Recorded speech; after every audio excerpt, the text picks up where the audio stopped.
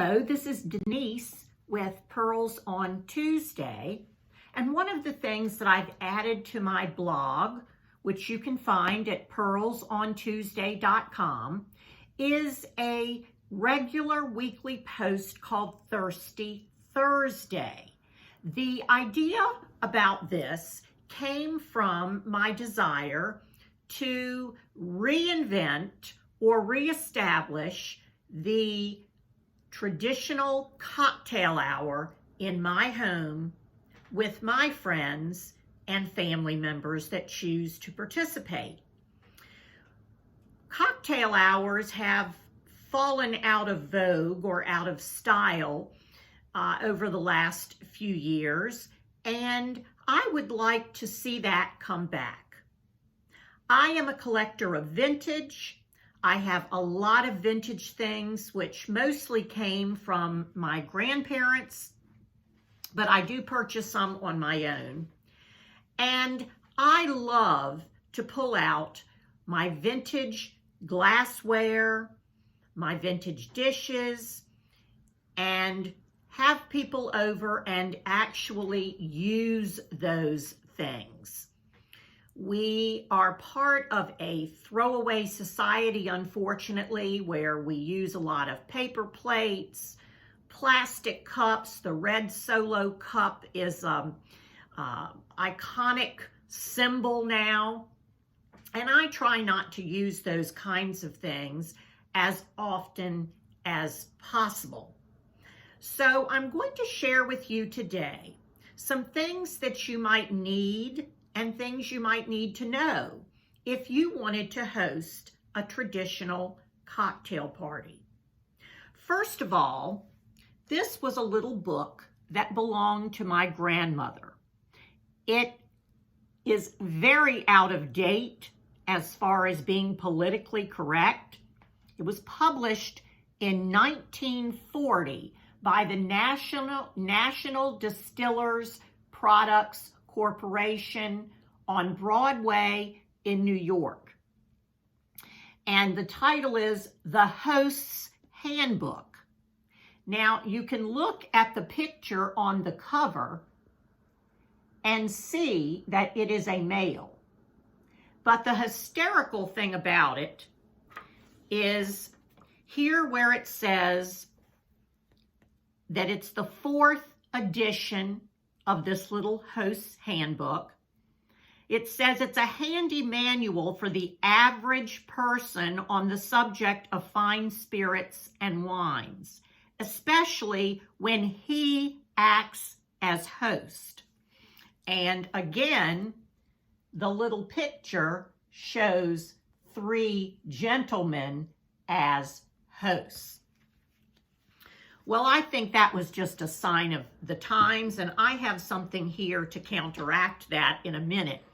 But I want to show you this adorable combo shot glass that is probably from the 1940s, maybe early 50s, but I think 40s. It belonged to my grandmother, and it's difficult to see. But there is a line that goes up to here, which would be about 1 shot, that says ladies. And then the line that goes up here to gentlemen is much higher. And then there are 2 more lines, one above the gentleman that says, has a little pig, and then one all the way up to the top, which is a bigger pig. Well, I'm not sure how people might feel about the ladies and gentlemen part, but I think this is a darling old vintage reminder of how things used to be.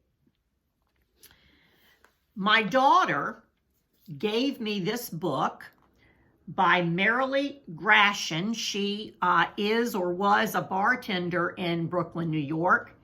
And she wrote this book called Women's Libations, Cocktails to Celebrate a Woman's Right to Booze.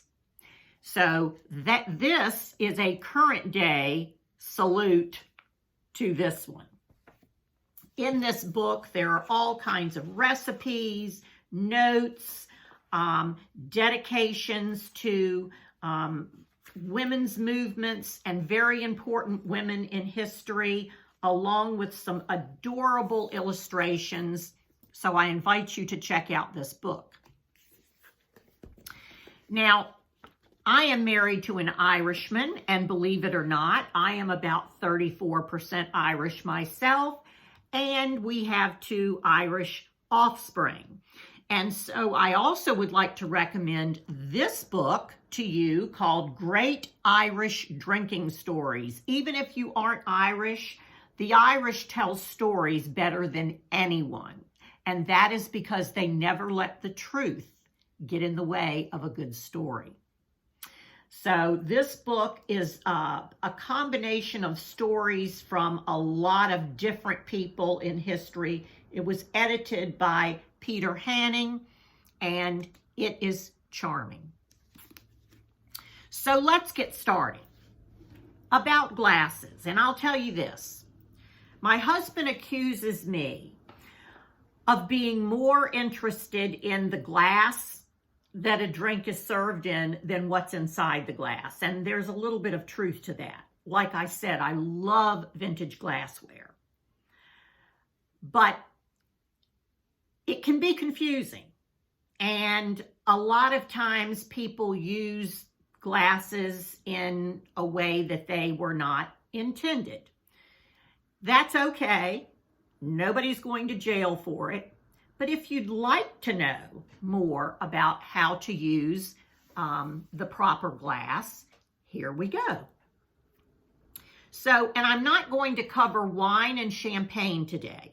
This is simply about cocktails. So first of all, there is the regular old rocks glass. Some people call it an old-fashioned glass. It would look something like this. This one is a EAPG, Early American Pressed Glass. It's very heavy. And usually rocks glasses or old-fashioned glasses are. They would contain ice, and it's usually a kind of fat, round, short glass. In contrast, you would have this kind of shorter glass. This is a vintage glass that is adorable. It has a horse on one side and the spurs and hat and crop on the other. My daughter was an equestrian, and I think I collected these back then. But you can see that this one is shorter. This would be considered a whiskey glass, okay? It would not need ice, okay? And that's why it's not quite as tall, as heavy, as big. So you have your rocks glass, some people call it an old-fashioned glass, and you have your whiskey glass. Now, highball glasses. This would be an example. This is a vintage set that belonged to my grandmother from the late 40s, early 50s. This would be called a Collins glass, okay? It is a tall cylinder, kind of a thin cylinder, and a lot of people serve mimosas in these. I have other glasses that I would prefer for mimosa, but this would be a glass to serve, say, a gin fizz, a brandy fizz, a Tom Collins, something like that in.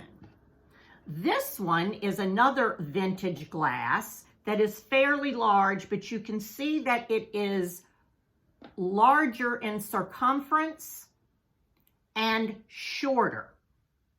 So I kind of would think of beverages like gin and tonic, vodka tonic, bourbon and Coke, bourbon and soda, seltzer drinks in this kind of a tall glass, where the Collins type cocktails would be served in this taller cylindrical glass.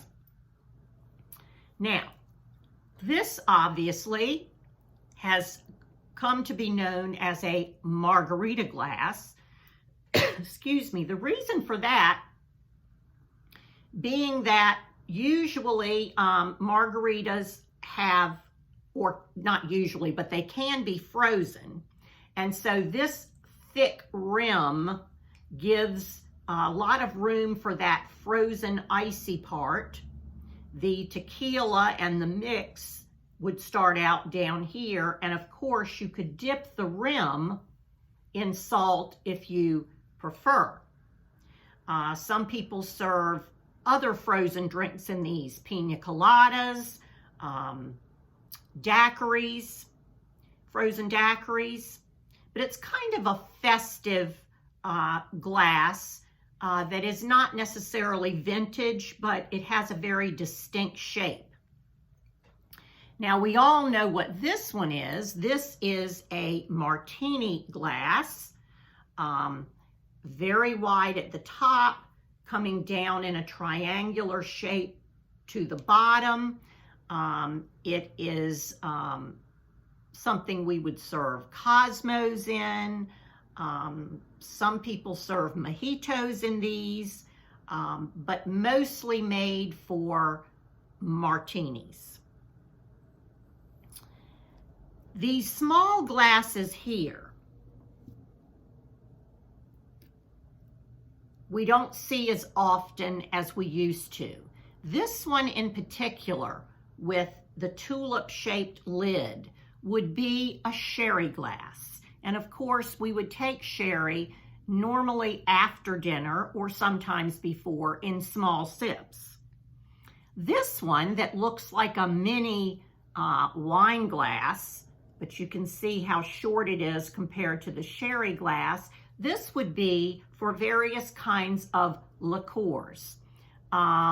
We think of nowadays of taking a shot of something. This is not a shot glass. It's actually smaller in volume than a shot glass, but this is what we would serve various kinds of liqueur in.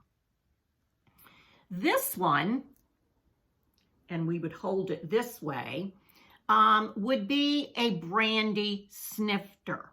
We would fill it up just barely above the bottom with brandy to sniff, and we would circulate it and warm it up a little bit, which is why we would put our hand under this way.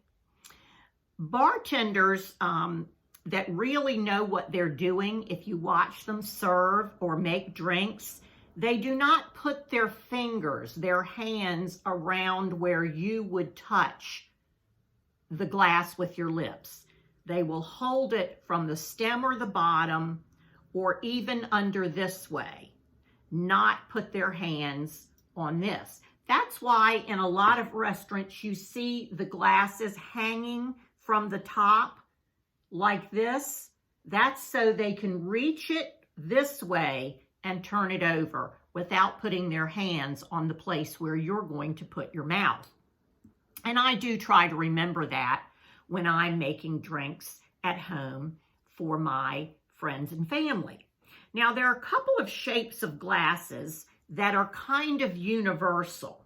This is a beautiful depression glass set that I have.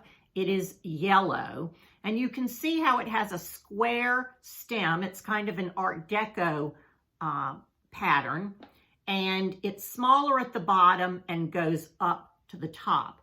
Basically, nowadays, you could put these on your table and use them for water. You could use them for tea. I suppose some people might serve wine in them. That probably wouldn't be my choice. But I think they're also used more now for a cocktail of some kind, similar to what we would put in this glass. And here is another one that is a Depression glass find that is about the same. These glasses that are thinner at the bottom and get larger at the top are good for accommodating drinks that have fizz to them because it allows the bubbles to travel upwards. So these are kind of some universal glasses that people choose to use now and then. Now, how do we store our libations other than the bottle? One of the ways, and my favorite way, is to have these canisters that have a very tight lid with a cork or a rubber or plastic fitting that keeps it nice and snug. I refill these as needed, and I invested years ago in these beautiful French Limoges name tags for the bottles. This happens to be Scotch, but I have a set of these. These all belong to my grandmother. Here is my gin container, and I love to display my cocktails in this way. This one is a little bit different. It is rounded on the bottom. I happen to have my vodka in here, but I think it is a very pretty way, a different way than just having your bottles all lined up. Now, things you might want to collect to have in your bar. As far as mixing goes, this is probably the one that most people are familiar with, and you would put your ice and your various contents of your drinks in there, push this down, push on it, shake, shake, shake, shake, shake, lift this out, and then pour it into the glass, whatever glass you choose. We also are familiar with this shape. This happens to be one for a single drink. It's great because it has its own strainer in there, so the ice won't come out. And of course, there are larger ones than this. But my all-time favorite is one that, again, belonged to my grandmother, and it looks like this. It has a black Bakelite handle and the little lid on top. The drink is mixed inside, and you can do all your shaking, and then this comes off, and the spout has a little strainer, so you can just pour right into whatever glass you're going to use.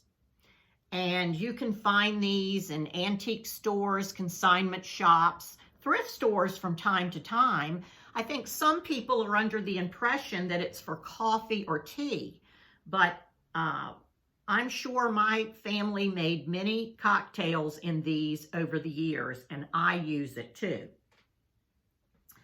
As far as a cocktail that doesn't need to be shaken, this is a beautiful vessel that I don't know if you can see it at the top, but it is like a little pitcher. It has a spout that pours out.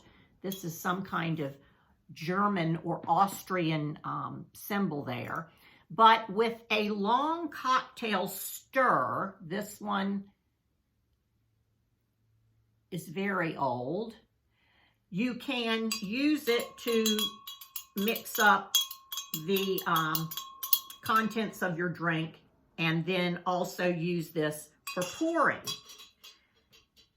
Remember when we used to get these stirs even on airplanes and things like that? I have a whole collection of hundreds of these. They're a lot of fun, and I put them in friends' drinks sometimes, and it's a good conversation starter. But they also make glass ones and disposable ones. But I think these old ones are a lot of fun. And lastly, a cocktail napkin. we would always offer our guests a cocktail napkin. Some people don't care to have one. If you have coasters around on your furniture, you really don't have to have one. Sometimes the glasses will sweat, and I guess people are wanting to use a napkin for that reason. But a cocktail napkin is about this size. It's not a big dinner napkin. It's about the size of the palm of your hand. This one happens to say Luck of the Irish, but paper ones or small linen cocktail napkins are great to have. I have some that are monogrammed that I like to use, but a great thing to offer your guests when you serve them a drink. So I hope this has inspired you to come up with some great cocktails. If you are interested, as I said earlier, visit my blog on pearlsontuesday.com under Thirsty Thursday. I have done 3 Thirsty Thursdays so far. The first earlier in January was bringing back the Tom and Jerry, which is kind of like a boozy nightcap made with a fresh batter that's delicious. I did a pomegranate martini, which was wonderful. And this coming week, I'm going to do one called the Snowball. It is bringing back kind of a brandy fizz, which is going to be fun. So I encourage you to gather some things together, invite some good friends over, and enjoy yourself. Sláinte and cheers.